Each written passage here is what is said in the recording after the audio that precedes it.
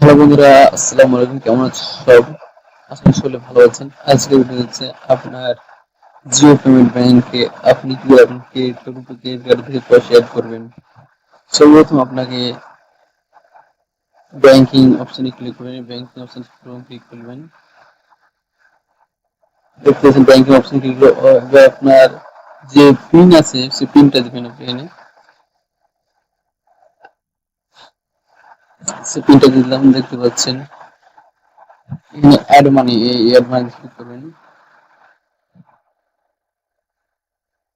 এখানে আপনার 400 টাকা অ্যাড করলাম, দেখতে পাচ্ছেন আপনার 400 টাকা প্রসেসে ক্লিক করবেন। আপনাদের সঙ্গে লাইভ প্রুফ আসবে। এখানে আপনার ক্রিয়েট ক্লিক করবেন। পাচ্ছেন state bank credit card, axis bank, state bank. এখানে আমি এক্সিস ব্যাংক ক্লিক করলাম, দেখছেন ইনো ক্লিক করলাম। আপনার সঙ্গে লাইভ প্রুফ এখানে আপনি সিকিউরিটি পিন দিয়ে দেবেন। নেক্সট পিন দিবেন।